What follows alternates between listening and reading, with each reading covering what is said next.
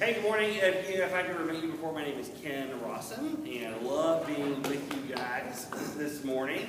We are doing a brand new 2-week series called Says Who. It's all about respecting authority. And you know that you've said that before, like when your brother or sister tells you you need to do something, and you're like, what? Says who? Who says I need to go clean my room? Are you saying this, or does mom say it? Because if you're saying it, I'm not doing it, right? We do not like when brothers and sisters try to exert authority over us. Or if you don't have a brother or sister, it could just be your parents. You don't like that. I totally get that. My mom was a single mom, and she would tell me what to do, and I gave her a hard time because I just did not like to do it. I did not like to listen to my mom. Because most of the time I thought I was right. Like I remember we lived in these condos, this condominium complex in California, and we had a swimming pool there. And I had figured out my one cool swim trick was I could stand on the edge of the pool and then I could do a backflip into the water. And I thought I was pretty odd stuff. And my mom would always be like, Kenny, because that's what everyone back there calls me, Kenny, don't do that. And I'm like, right? I know better than you. I'm going to be fine. She would say, don't do it, and then I would show her how awesome I was, and I would do a backflip, bam, bam, bam, no problem, right? All the time. It was awesome. Except for one time when I, of course, didn't listen to her, and I did a backflip, and I landed on my face on the cement. So you're supposed to flip into the pool. I just, for some reason, I tried to flip standing up. I don't know what I was thinking. Clearly, I thought I was too big for my britches. Nevertheless, I was like, yeah, I should have listened to my mom for sure with that one. We've all had those experiences, right? Where your mom or dad or some authority tells you to do something, and you're like, whatever, I'll just do my own thing. And then it bites you, right? We've grown up with this idea that we're supposed to be respectable to authority figures. We're supposed to be nice to police officers, be nice to your teachers. You're supposed to honor and respect your parents. And we totally get that. So we don't really have a problem with respecting authority. Our problem really is that actually doing it, actually honoring and respecting them is hard to do. And I think there are 3 reasons why that it can be difficult for us. One of them is you guys are in this no man's land of being a middle schooler where you're not really a little kid anymore, but you're not an adult. And so you're trying to figure out this thing of going, well, I know things now that I don't have to do stuff right away, and I can do things differently. And so you're trying to exert kind of your own authority. So I think that's kind of one of the reasons why it can be really hard to obey authority. I think another one is sometimes you don't feel like the people asking you to do stuff that they deserve respect. I mean, sometimes they're not nice or they're unkind. And sometimes that is a teacher that you feel like has it out for you. Sometimes it's an authority figure, a security guard. It could be someone just treating you with disrespect. And so when they treat you with disrespect, you want to treat them with disrespect. It could be someone that you know isn't really a good person, and so you have a really hard time honoring them or respecting them or doing what they want you to say. And I think other times you just know better. Someone asks you to do something and you actually do know better. You're like, well, actually, I've done this before and I know better. Like, for example, my sweet daughter, Carice, she serves in KC. She's there every single week, right? Well, this one time, this adult came into her classroom and was telling Carice what to do. And Carice is like,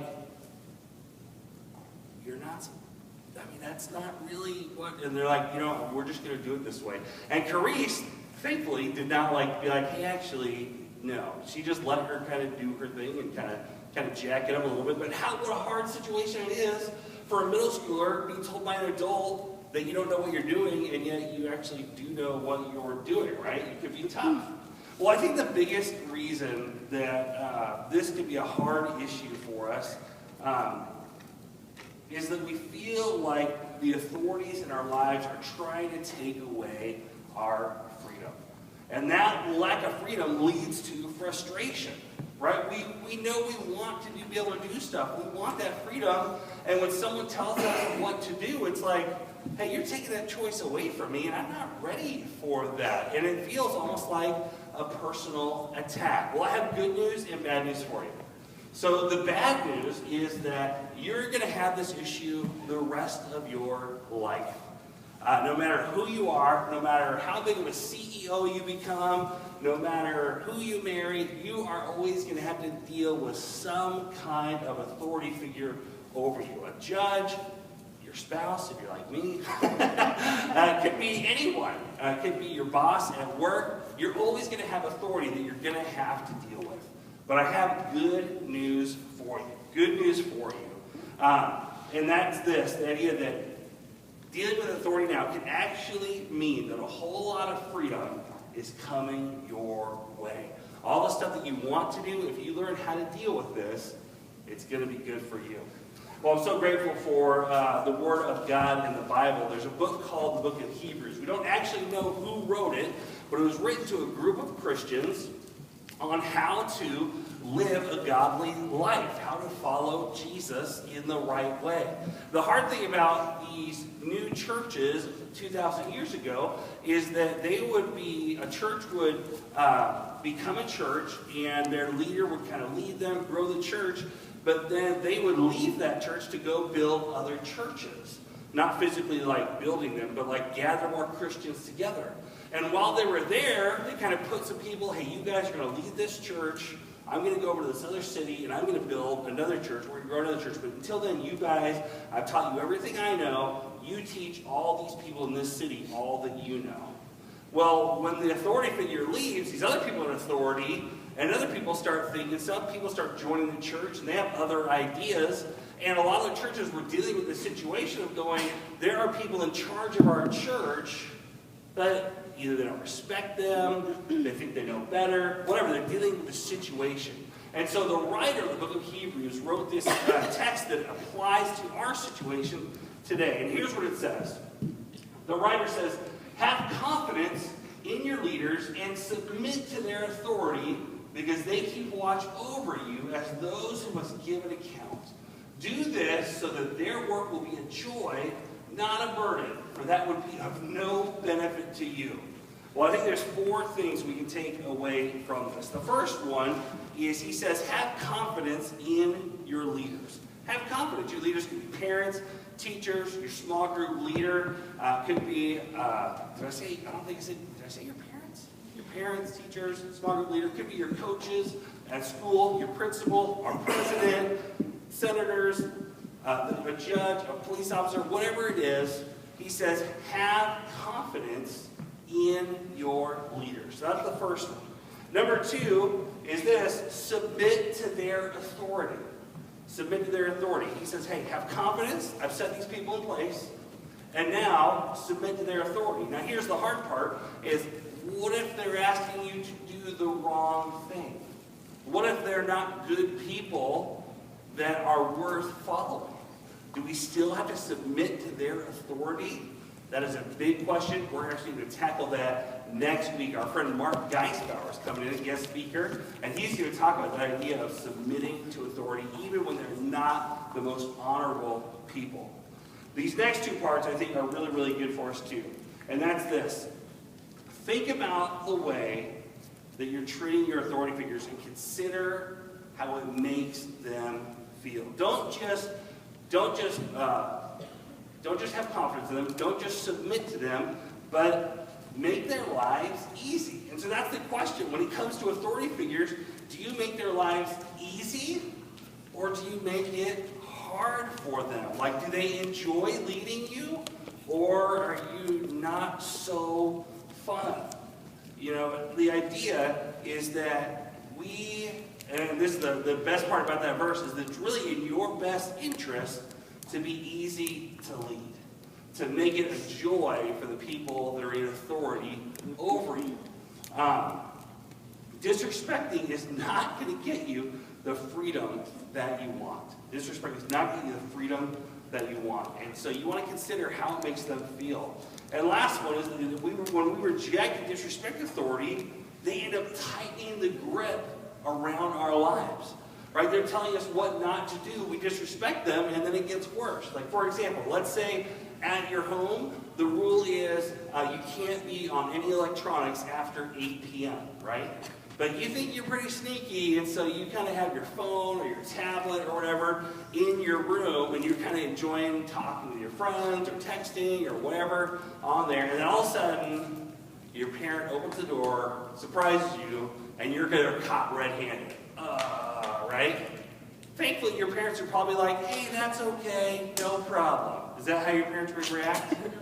No, right? They are going to freak out on you, and then you lose your phone or your tablet or whatever it is for who knows how long, right? It always ends up biting you. The hard part is you just feel like, I can get away with it, it'll be fine. I've gotten away for this long, they're never going to find out, it's going to be great, and I love my time where I'm just with my friends.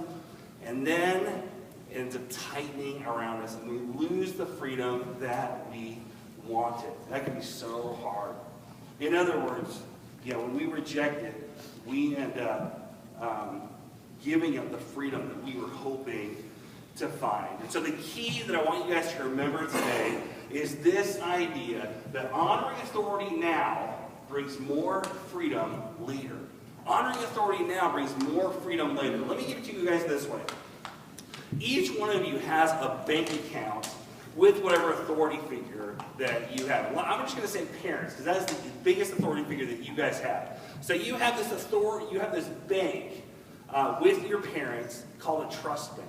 And every time you do what they want you to do, every time you come home on time, every time you just do your chores without arguing, every time you do your homework, all these things that you do every day, you are building trust up in that account. It's like putting money into the bank.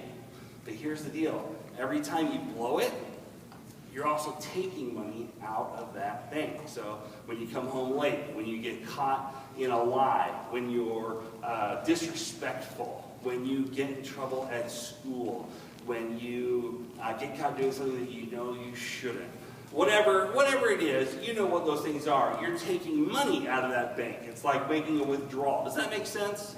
When you do something right, you're building trust.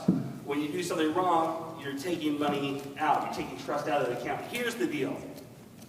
Every one of you wants freedom. You want to be able to do what you want to do when you want to do it. When your friends call up and invite you to do something, you want your parents to be able to say, yes, absolutely go for it. And when you get older and you're driving and you can hang with your friends late at night, you want even more freedom. Well, here's the deal. The more trust you have in that account, the more freedom you get. Because here's the deal. Your parents just want to know that they don't have to worry about you.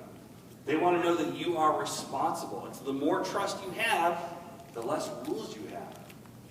But the less trust you have, the more rules. Because your parents feel like, gosh, I can't even count on you calling me when you're going to be late. So clearly you're not old enough or responsible enough to do whatever it is. So obey authority now to earn the freedom you want later.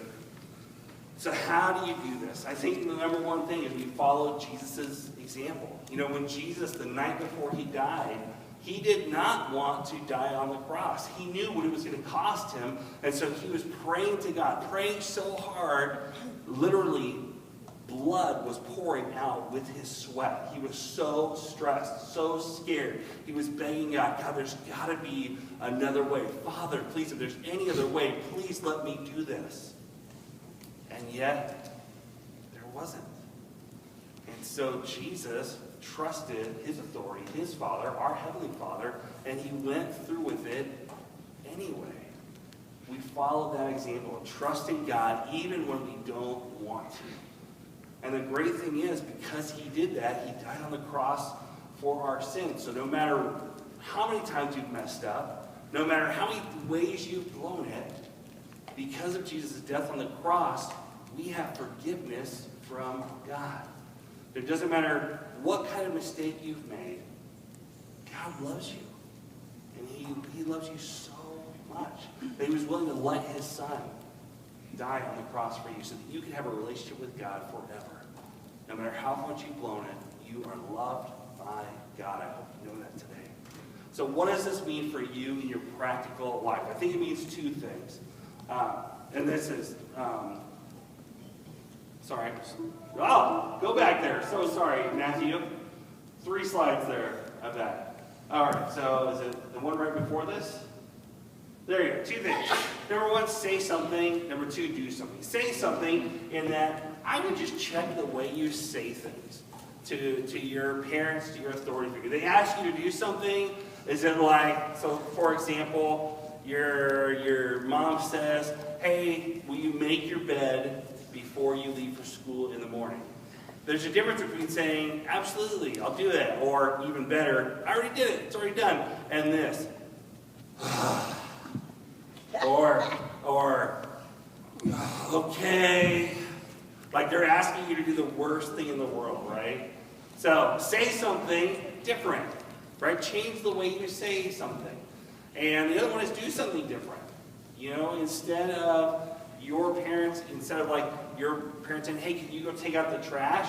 Instead of you saying, hold on a second, or just let me hit this save, or whatever, you just go, okay, I'll do it. I'll do it right now.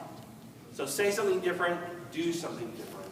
Well, I want to encourage you, and it's not easy, guys, it's not easy, but honoring authority now brings more freedom later. So what about this? What about when you're dealing with a situation where you're being harmed by someone in authority? Or you're being abused by someone in authority? Well, what then? Well, that isn't the kind of authority you need to submit to or respect. That is not what we're talking about. If you're in a situation where you're being abused in some way, where you're being hurt, or someone is harming you, that is not okay.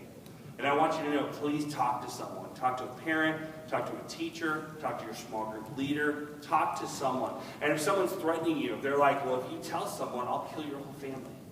Or I will hurt you, or whatever. Because that kind of stuff happens. You have to know they are not going to do that. That is their ultimate trump card that they are, sorry, not Trump like the president. That is their ultimate, that's their leverage for you. Because they know that if you do tell someone, that they won't be able to abuse you or hurt you anymore. And so they'll threaten to hurt other people that you love. And so you're like, okay, well, I don't want to be abused anymore, but I don't want my parents to get killed, so I'll just deal with this abuse. That is a lie from them. That is them holding on to you. So please, if you're being harmed or abused in some way, please talk to someone that loves you and cares about you. Next week, we're going to talk about this whole idea of how do you honor authority when they're saying or doing something that's not honorable. We're going to give you a 2-minute break, then we're going to jump into small groups. I want you to think about this question, and that's, what authority figures in my life do I struggle to respect? What authority figures in my life do I struggle to respect? All right, we're going to give you 2 minutes, and then we'll put you into small groups. All right, get a drink, go to the bathroom, do whatever you need to do.